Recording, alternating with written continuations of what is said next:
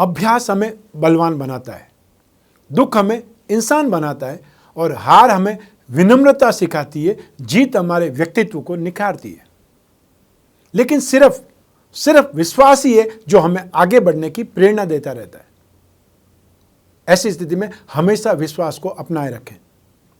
नमस्कार, मैं हूं कमल श्रीमाली। आप सभी का बहुत बहुत स्वागत करता हूं आपके अपने चैनल में और मासिक राशिफल सितंबर 2021 के इस विशेष एपिसोड में। यह एपिसोड मकर राशि के लिए है और यह राशिफल आपकी राशि, नाम राशि अर्थात मून साइन पर आधारित है। सितंबर 2021 में 4 ग्रह राशि बदलेंगे। इन सभी का इम्पैक्ट भी इस राशिफल में समाहित है। हर राशिफल के विशेष एपिसोड में हम बहुत सारे सेक्टर्स पर विश्लेषण करते हैं और वो सेक्टर्स हैं आपकी इनकम और आपका इन्वेस्टमेंट, परिवार का सुख, आपकी शिक्षा, संतान सुख के बारे में, स्वास्थ्य और शत्रुओं के बारे में, गृहस्थ सुख, दाम्पत्य सुख के बारे में और साथ ही साथ उन लोगों के बारे में भी जिनके कोई प्रेम प्रसंग चल रहे हैं। और विशेष रूप से हम विश्लेषण करेंगे आपकी जॉब, आपका कैरियर, आपका बिजनेस, आपका प्रोफेशन और अंत में बात करेंगे सितंबर 2021 के विशेष उपायों की जिनको अपना करके आप इस राशिफल का पूरा फायदा उठा सकते हैं। तो आइए अब आरंभ करते हैं मकर राशि के लिए सितंबर 2021 का मासिक राशिफल और आरंभ करेंगे आपकी इनकम और इन्वेस्टमेंट के सेगमेंट से। जहां तक इनकम का, प्रॉफिट का, गेन का प्रश्न है, राशि से 11th हाउस से लाभ भाव से विचार किया जाता है। लाभ भाव का अधिपति स्वामी ग्रह मंगल है। मंगल की दृष्टि लाभ भाव पर है और ऐसी स्थिति में 5 सितंबर के बाद में जो ही मंगल अगली राशि में पहुंच जाएंगे, लाभ भाव का संबंध भाग्य से हो जाएगा। और एक और स्थिति यहाँ पर डेवलप हो जाएगी, राहु जो उच्च राशि के हैं उनकी दृष्टि मंगल और मंगल के भाव दोनों पर रहेगी। इन सभी स्थितियों के कारण राहु की तो दृष्टि है ही है। तो सितंबर 2021 में आप में से जो लोग दिमाग से काम करेंगे या कोई को तरकीब लड़ा करके काम करेंगे, प्रैक्टिकल होकर के एफर्ट करेंगे, उन लोगों को गेन, सक्सेस, एप्रिसिएशन ज़्यादा मिलेगा।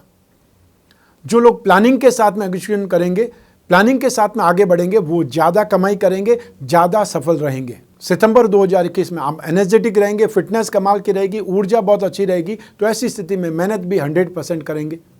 लाभ भाव में केतु विराजमान है और केतु एक से ज़्यादा काम में इन्वॉल्व करता है और व्यक्ति इमीडिएट रिएक्ट करता है। तो ऐसे मामलों में जहाँ पर भी आपको प्रॉफिट नज़र आएगा, कोई न कोई आपको संभावित लाभ नज़र आएगा, आप उस पर कूद पड़ेंगे।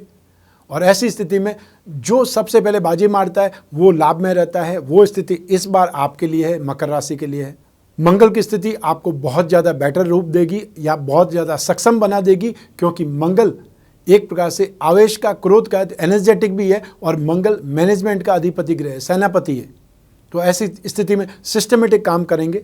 मंगल का अर्थ ही लैंड और building, building material, construction, hotel, restaurant, खाने पीने की चीज़ें और या फिर mining and herbal product, electrical goods से संबंधित जो भी काम काज करते हैं उन लोगों को बहुत लाभ मिलेगा। या फिर इस इंडस्ट्रीज़ में जो काम करते हैं, जो जॉब करते हैं, वो भी बहुत इम्प्रूवमेंट देखेंगे, सक्सेसफुल स्थिति देखेंगे, राहत पाएंगे। जो लोग भी IT सेक्टर में काम करते हैं, प्रोफेशनल्स हैं, सॉफ्टवेयर से संबंधित काम करते हैं, सिगरेट, शराब या तंबाकू से संबंधित कामकाज करते हैं, उन कंपनियों में काम करते हैं या उनसे संबंधित मार्केटिंग करते हैं, MNC में काम करते हैं, इंपोर्ट एक्सपोर्ट से संबंधित काम करते हैं, उन लोगों के लिए भी सितंबर 2021 बेहतरीन है। तो साथ ही साथ आपकी राशि का अधिपति शनि है और शनि स्वग्रही है, केंद्र में है और ऐसी स्थिति में पंच महापुरुष में से एक योग, शश योग का निर्माण हो जाता है। तो आप में से जो भी लोग शनि से संबंधित कामकाज करते हैं, metal, medicine, chemical, petroleum product, automobile sector, transport, logistic, service providing industries, manufacturing industries, ये भी लाभ में रहेगी। ये भी बहुत अच्छे ढंग से डेवलपमेंट करेंगी, फ़ायदा उठाएंगी। आइए अब बात करें इन्वेस्टमेंट की। इन्वेस्टमेंट के लिए राशि से 2nd हाउस से विचार किया जाता है। 2nd हाउस का अधिपति शनि है जो कि केंद्र और त्रिकोण 1st हाउस में है। 1st हाउस को ही राजा बोला जाता है, लग्नेश को राजा बोला जाता है। यों नवग्रहों का जो राजा है वो सूर्य है, लेकिन ज्योतिष में एक प्रिंसिपल भी काम करता है कि लग्नेश को सबसे ज़्यादा बलवान बोला जाता है। तो आपकी राशि का अधिपति शनि है। चाहे शनि के साढ़े साथी का 2nd फेज चल रहा है, लेकिन फिर भी आप में से जो भी लोग इन्वेस्टमेंट करना चाहते हैं वो क्रूड ऑयल में इन्वेस्टमेंट कर सकते हैं, पेट्रोलियम प्रोडक्ट में इन्वेस्टमेंट कर सकते हैं, मेटल्स में इन्वेस्टमेंट कर सकते हैं, स्टील में इन्वेस्टमेंट कर सकते हैं। साथ ही कंसल्टेंसी वाली कंपनियां या सर्विस प्रोवाइडिंग सेक्टर्स होते हैं उसमें इन्वेस्टमेंट कर सकते हैं। 14 सितंबर तक आप में से जो भी लोग इन्वेस्टमेंट करते हैं वो गोल्ड में, गोल्ड बॉन्ड में या फिर दालों में हल्दी में या केसर में इन्वेस्टमेंट कर सकते हैं। 14 सितंबर के बाद में जरूर बृहस्पति राशि भाव में आ जाएंगे, तो ऐसी स्थिति में 14 सितंबर तक बृहस्पति से संबंधित जो कमोडिटी है या जो शेयर्स हैं उनको अपना करके आप लाभ प्राप्त कर सकते हैं। फाइनेंस कंपनियां भी उसी में ही आती है। जो एजुकेशन स्टार्टअप में इन्वेस्टमेंट करना चाहते हैं वो भी कर सकते हैं, क्योंकि बृहस्पति एजुकेशन को रिप्रेजेंट करता है। तो इन सभी माध्यम से आप लाभ प्राप्त कर सकते हैं, इन्वेस्टमेंट में फ़ायदा उठा सकते हैं। जो लोग भी इन्वेस्टमेंट के बारे में जानकारी रखते हैं या जिन्होंने रिसोर्स से डेवलप किया हुआ है, सिर्फ मेरे कहने से आपको इन्वेस्टमेंट करने में नहीं कूदना है, क्योंकि इन्वेस्टमेंट हमेशा रिस्की होता है और रिस्क आपके कंधों पर है। आइए अब बात करें परिवार के सुख की। राशि से 4th हाउस से, सुख भाव से इसका विचार किया जाता है। इस भाव का अधिपति मंगल है। 5 सितंबर को मंगल का संबंध भाग्य से हो जाएगा और मंगल की दृष्टि भी सुख भाव पर होगी, अपने खुद के भाव पर होगी। तो ऐसी स्थिति में मंगल आपको ज़बरदस्त सपोर्ट करेगा। जो ज़मीन जायदाद के मामले उलझे हुए हैं उसमें सपोर्ट करेगा। कोई भी कोर्ट कचहरी के मामले हैं या पुलिस से संबंधित कोई भी कंप्लेंट है उसमें आपको स्ट्रांग बना देगा, कॉन्फिडेंस बहुत बिल्डअप हो जाएगा और कोई ऐसी बड़ी बात नहीं कि आप उसमें से साफ बच करके निकल जाए, क्योंकि मंगल सेनापति है।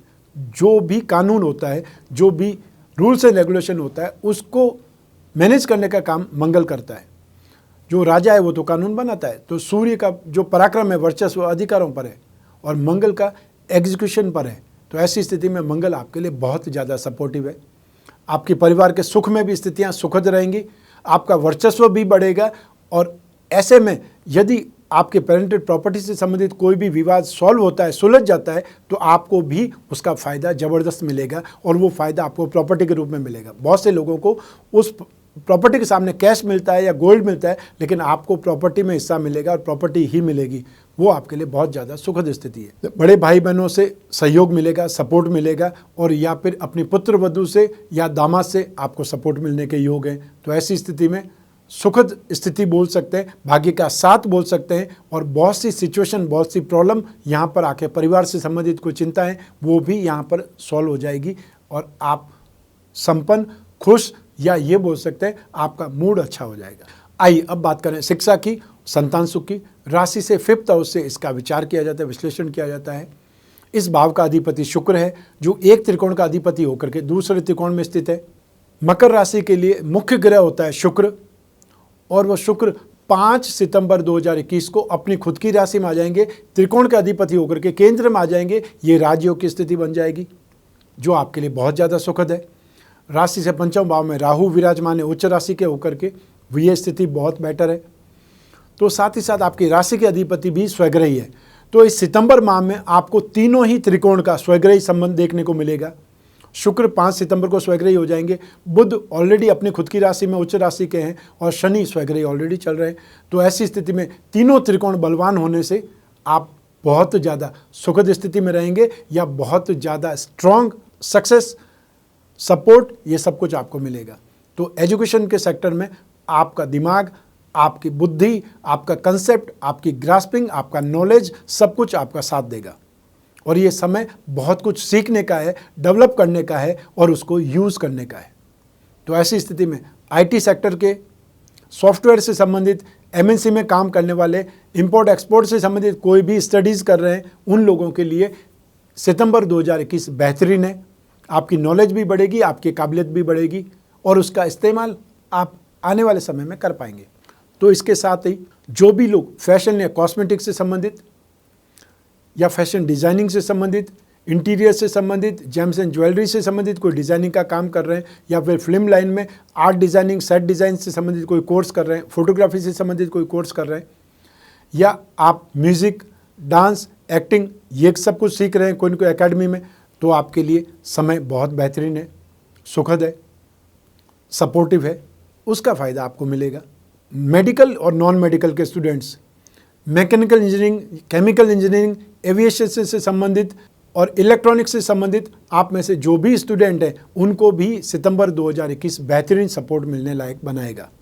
तो आपको जी जान लगा देनी है अपनी एजुकेशन में या फिर आप जो एग्ज़ाम देना चाहते हैं, अपने आप को डेवलप कर रहे हैं, उसमें आपको सपोर्ट मिलने के बहुत योग है। आपका दिमाग कहीं पर भी रुकेगा नहीं, अर्थात उसको निरंतर खुराक मिलती रहेगी।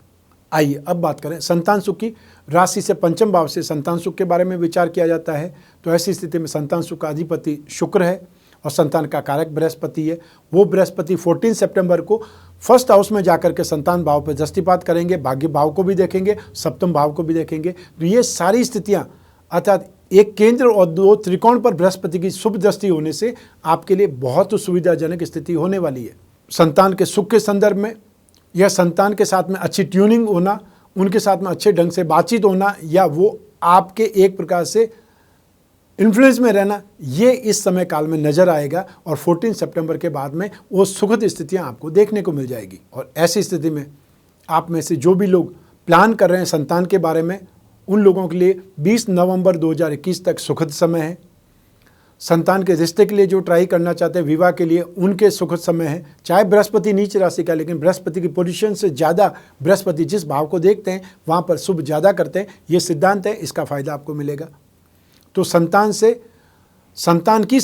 अर्थात नाती पोतों से भी आपके संबंध अच्छे बनेंगे। संतान के साथ में भी ट्यूनिंग अच्छी बनेगी, उनके साथ में रेपो अच्छा बैठेगा और वो आपके सुख के लिए भी काम करेंगे। यदि संतान एजेड है तो आपकी सुख सुविधाओं के लिए भी ज़्यादा मेहनत करेगी।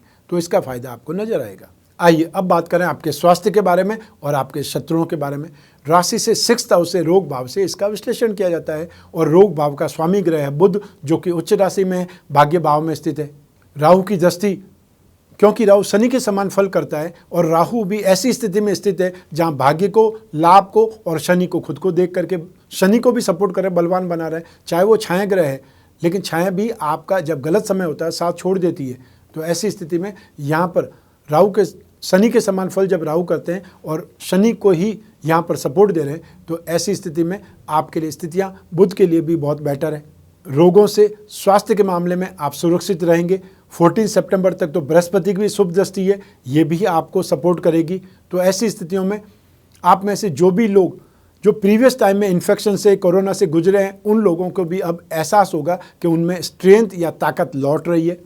वो अपने आप को ज़्यादा कंफर्टेबल भी महसूस करेंगे और इस समय काल में आप जो भी नेगेटिव स्थितियां, संघर्ष में से निकलने के लिए या जो शत्रु हैं उनसे वार्ता के लिए, समझौता करने के लिए बहुत अच्छी स्थिति पाएंगे या आप उसमें सफल हो जाएंगे। सिर्फ एक ध्यान रखना है कि शनि की साढ़ेसाती चल रही है, इसलिए कानूनी मामलों में नहीं उलझना है। ज़्यादातर लोग छोटी सी प्रॉब्लम होती है तो भी बोल देते हैं कोर्ट में देख लेंगे।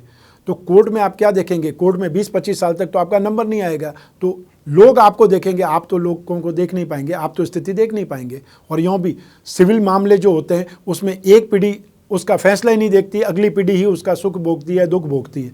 तो ऐसी स्थिति में जहाँ तक संभव हो हाथ जोड़ करके उस मामले को वहीं सॉल्व कर दीजिए, निपटा दीजिए, ज़्यादा बेटर है। कानूनी मामलों में कोई भी जीतता नहीं है, जो जीतता है वो भी लॉस में रहता है और जो हारता है वो भी लॉस में रहता है।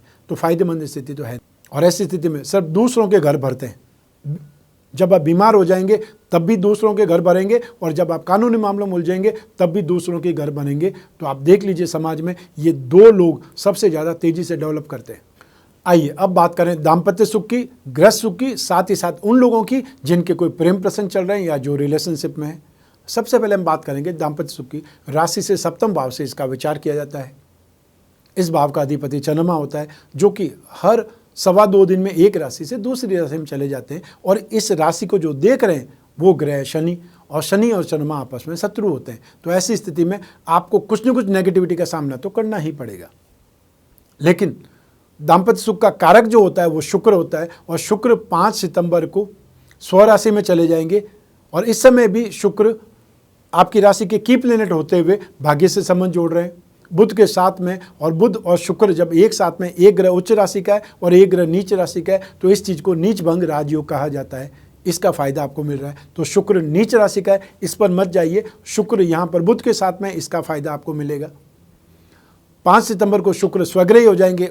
उस समय आपकी मैरिड लाइफ में स्थितियाँ अच्छी हो जाएंगी, या ये बोल सकते हैं कि जो भी एक प्रकार से इरिटेशन है या आपस में मतभेद है, मनभेद है, मन मुटाव है, उसमें आपको राहत मिलेगी। कुछ स्थितियां मेल्ट हो जाएंगी और वहां पर वापस बातचीत आरंभ हो जाएगी।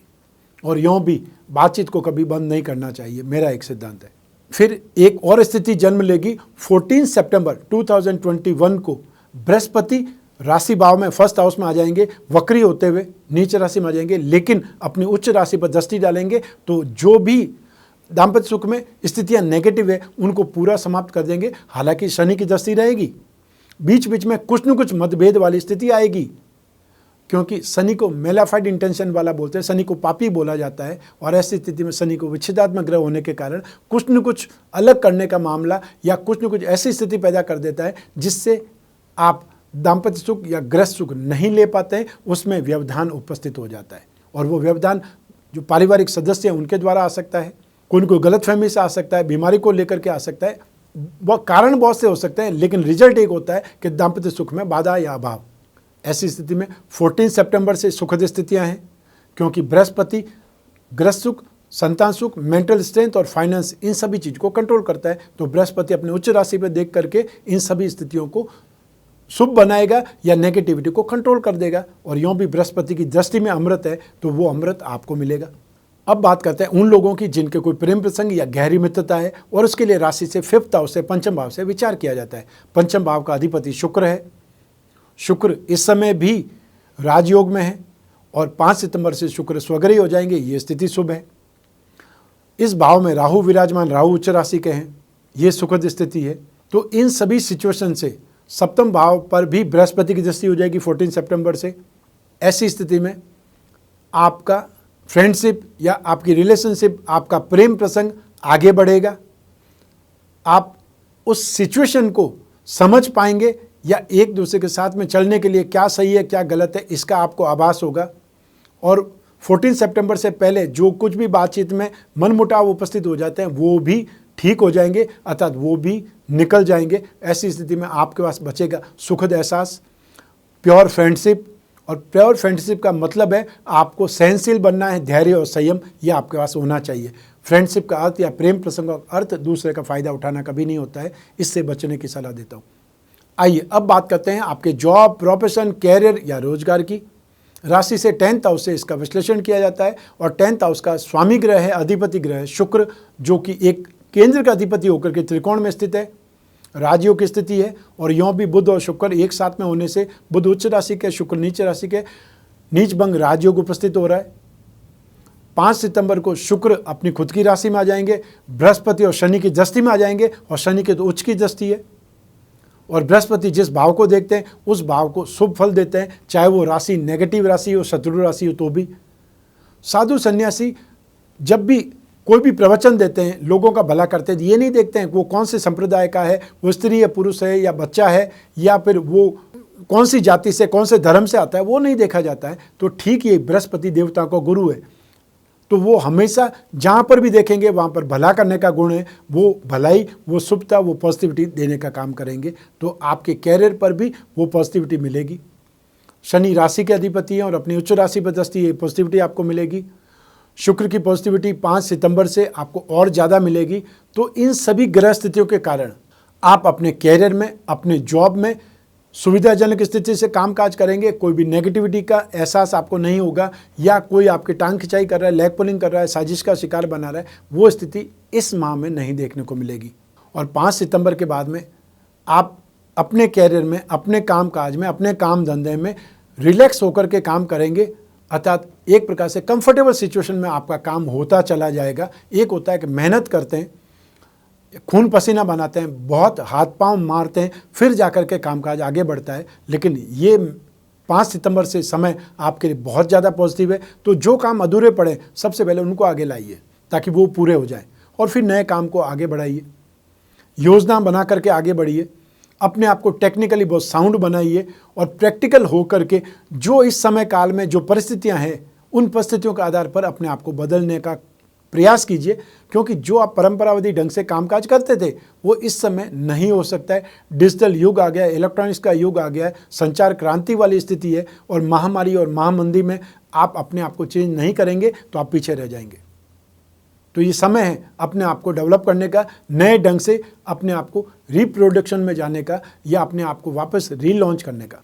आप में से जो भी लोग मेटल्स का या सर्विस प्रोवाइडिंग सेक्टर का काम करते हैं, चाहे आप ऑटोमोबाइल का काम करते हैं, ट्रांसपोर्ट सर्विसेज संभालते हैं, मशीनरी का काम करते हैं, या आप सर्विस प्रोवाइडिंग सेक्टर का मतलब आप केमिस्ट हैं, डॉक्टर हैं, प्रोफेशनल्स हैं, या वार्ड बॉय हैं, कोई भी कंडीशन में आप सर्विस प्रोवाइडर्स हैं तो आपके लिए समय काल बहुत बेहतरीन है। लेबर कॉन्ट्रैक्टर की बात कर सकते हैं, मेटल, मेडिसिन और केमिकल से संबंधित कोई भी कामकाज करते हैं, ये स्थितियां आपके लिए बेटर है, बेहतरीन है। फैशन, कॉस्मेटिक, रेडीमेड गारमेंट या जेम्स एंड ज्वेलरी से संबंधित, शो बिजनेस से संबंधित, इंपोर्ट एक्सपोर्ट से संबंधित, श्रृंगार प्रसाधन से संबंधित कोई भी कामकाज करने वाले, चाहे टेंट हाउस का काम करें, फ्लावर्स का काम करें, या जो ब्यूटी पार्लर चलाते हैं, सैलून चलाते हैं, या जो एड एजेंसी चलाते हैं, उन सभी के लिए सितंबर 2021 बहुत बेहतरीन है, सपोर्ट करने लायक है।